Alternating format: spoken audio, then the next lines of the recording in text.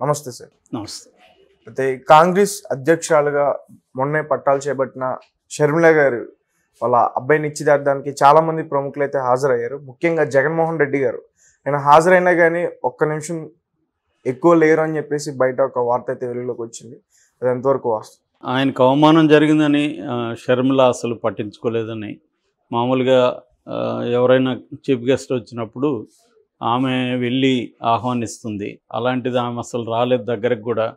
అతనే వెళ్ళి అందరినీ పలకరించి ఫోటోలు దిగడానికి నిలబడి ఫోటోలు రమ్మని షర్మిలను అనిల్ కుమార్ని పిలిస్తే కూడా వాళ్ళు 2 సార్లు రాలేదు. 3వ సార్లు పిలిచినాక అప్పుడు విజయమ్మ పిలిచిన తర్వాతే వచ్చారు. అది కూడా వచ్చి విజయమ్మ సైడ్లో విజయమ్మ పక్కన నిలబడ్డారు తప్ప దగ్గరికి వెళ్ళలేదు అనే ఒక వార్త ప్రముఖంగా దాదాపు అన్ని పత్రికల్లో, అంటే తెలుగుదేశాన్ని సపోర్ట్ చేసే పత్రికలు అన్నిట్లో కూడా ఈ వార్త వచ్చింది.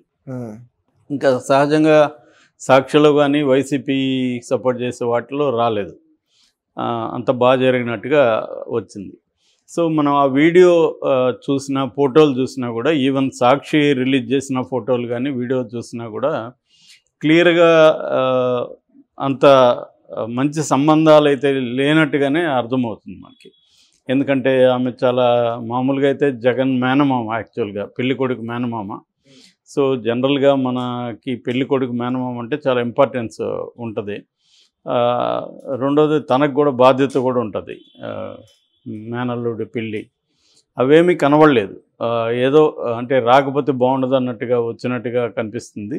ఆ తర్వాత ఫోటో దిగిన తర్వాత విజయమ్మని హగ్ చేసుకొని ఆ తర్వాత ఈమెను షర్మిలతో కూడా దగ్గరికి తీసుకొని ఫోటోల కోసమే చేసినట్టుగా ఉంది తప్ప ఒక నేచురల్గా ఒక సహజంగా అయితే కనబడలేదు.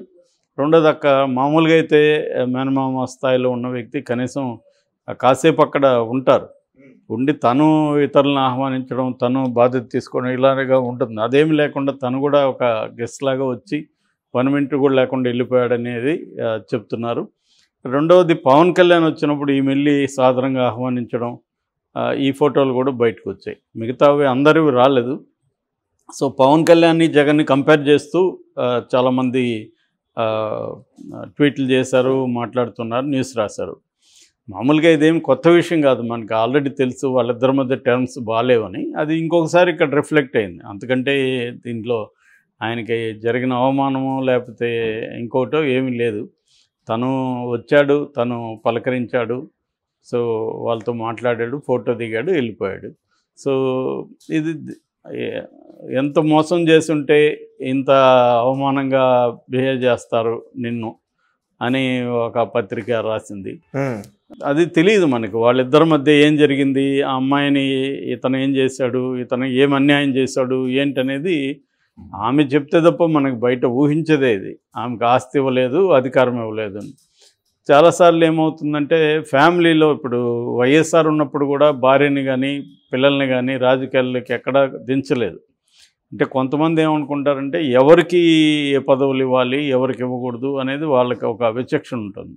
ఇప్పుడు నిజంగా షర్మిలకి ఆస్తి ఇవ్వకపోయినా లేకపోతే తన పార్టీలో అధికారం వచ్చిన తర్వాత ఆమెకి ఏదైనా పదవి కానీ ఏమీ ఇవ్వకపోయినా కూడా ఆమె ఎందుకు మాట్లాడలేదు ఆ విషయం అనేది ఇప్పటివరకు కూడా ఆమె ఏమేమి మాట్లాడలేదు. నాకు పదవి ఇవ్వలేదని కానీ నాకు ఆస్తిలో భాగం ఇవ్వలేదని కానీ ఆమె ఎక్కడా మాట్లాడలేదు. కానీ క్లియర్గా వాళ్ళిద్దరి మధ్య డిఫరెన్సెస్ అయితే ఉన్నాయి. సో అయితే ఆ డిఫరెన్సెస్ అనేవి ఏ స్థాయిలో ఉన్నాయి, నిజంగానే ఆమె అన్నకు వ్యతిరేకంగా ఉంటే తెలంగాణలో ఎందుకు పార్టీ పెట్టింది అనే దానికి ఆన్సర్ లేదు. నిజానికి అన్నకు వ్యతిరేకంగా ఆమె ఉంటే అన్న తనకు మోసం చేస్తాడని కానీ ఆమె నమ్మితే ఆమె ఎక్కడ పార్టీ పెట్టాలి?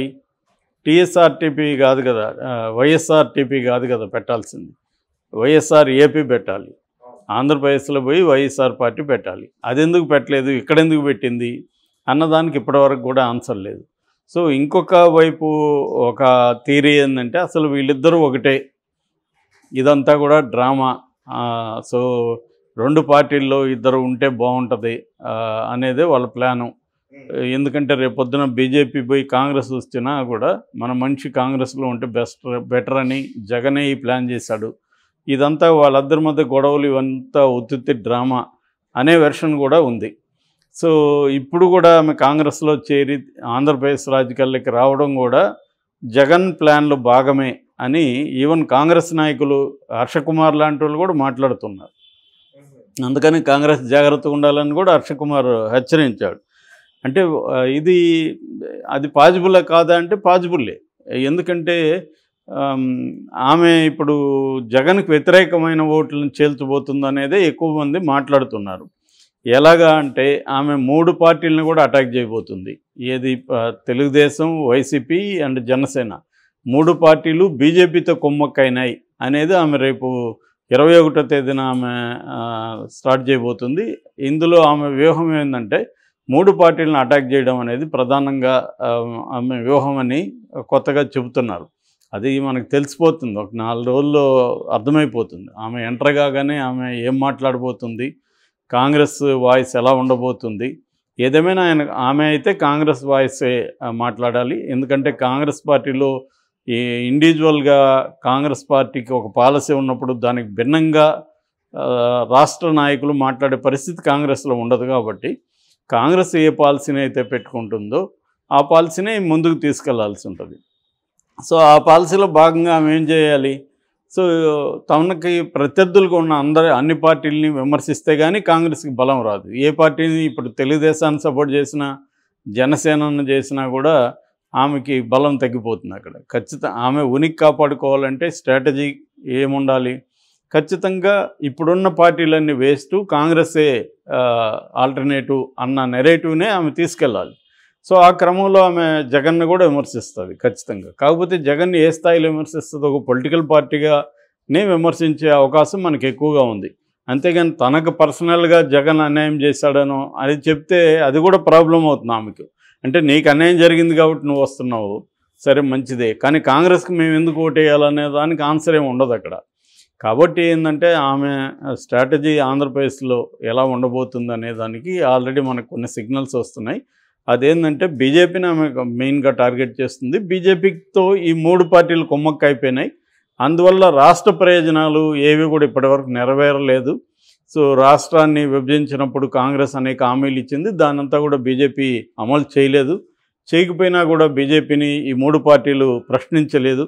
ఇటు పోలవరం కంప్లీట్ కాకపోయినా, ఇటు విశాఖ ఉక్కును అమ్మేస్తున్నా, రైల్వే జోన్ రాకపోయినా, రాజధాని క్లియర్గా లేకపోయినా ఈ 3 పార్టీలు కూడా కుమ్మక్క అయిపోయినాయి.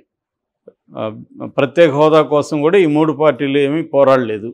కాబట్టి కాంగ్రెసే ప్రత్యామ్నాయం, కాంగ్రెసే బీజేపీతో ఫైట్ చేయగలుగుతుంది. దేశవ్యాప్తంగా కూడా కాంగ్రెస్ ఒకటే బలంగా బీజేపీతో ఫైట్ చేస్తుంది ఇండియా కూటమిలో భాగంగా అన్న నెరేటివ్ని ఆమె తీసుకెళ్ళాలి. అప్పుడే కాంగ్రెస్కి ఆంధ్రప్రదేశ్లో ఉనికి ఏర్పడే అవకాశం ఉంటుంది. అంతేగాని రేపొద్దున ఆమె ఓన్లీ జగన్ని టార్గెట్ చేసినా కూడా ఇబ్బందే. సో ఆ రకంగా సిగ్నల్స్ అయితే వెళ్తున్నాయి. రేపు 21వ తేదీ ఆమె ఇడుపులపాయకి వెళ్ళి అక్కడ వైఎస్ఆర్కి దాని ఘాట్లో ఆయనకి నమస్కారాలు అవన్నీ చేసి పూజ చేసి ఆమె స్టార్ట్ చేయబోతుంది అంటున్నారు. దాన్ని ఒక పెద్ద బల ప్రదర్శనగా, అంటే స్టార్టింగే చాలా పెద్ద బల ప్రదర్శన కోసం కూడా ఈరోజు కాంగ్రెస్ నాయకులతో తన వైఎస్ఆర్ అభిమానులతో ఆమె సమావేశాలు నిర్వహిస్తూ ఉన్నారు ఈరోజు. సో ఇది ఎల్లుండి అక్కడ స్టార్ట్ అవుతుంది. దీనికి ముఖ్య అతిథిగా మాణిక్య ఠాకూర్ ఇన్ఛార్జ్ ఆంధ్రప్రదేశ్ ఆయన వస్తున్నారు. సో ఆమె ఏంటంటే పెద్ద ఎత్తున బల ప్రదర్శన చేసి ఒక బ్యాంగ్ అంటాం కదా, అట్లా ఓపెనింగ్ బ్యాంగ్ ఒకటి ఇద్దామనేది ఆమె ప్లాన్గా కనిపిస్తూ ఉంది. అందువల్ల కొంతమంది వైసీపీలో నుంచి కూడా ఆమె పార్టీలో చేరే వాళ్ళు కూడా ఆ రోజు వస్తున్నారు. ముఖ్యంగా ఈయన ఆళ్ళ రామకృష్ణారెడ్డి చాలా ఇంపార్టెంట్ రోల్ ప్లే చేసే అవకాశం ఉంది. ఎందుకంటే వైసీపీలో ఉండే అనేక మంది అసంతృప్తవాదుల్ని ఆయనే చొరవ తీసుకొని చేర్చే అవకాశం ఉంది. సో అందులో కాపు రామచంద్రారెడ్డి ఆల్రెడీ రాయదుర్గం ఎమ్మెల్యేగా ఉండి ఆయనకి టికెట్ ఇవ్వలేదు జగన్. అట్లాగే ఇప్పుడు 8 మందిని నిన్న లిస్టు ప్రకటించారు.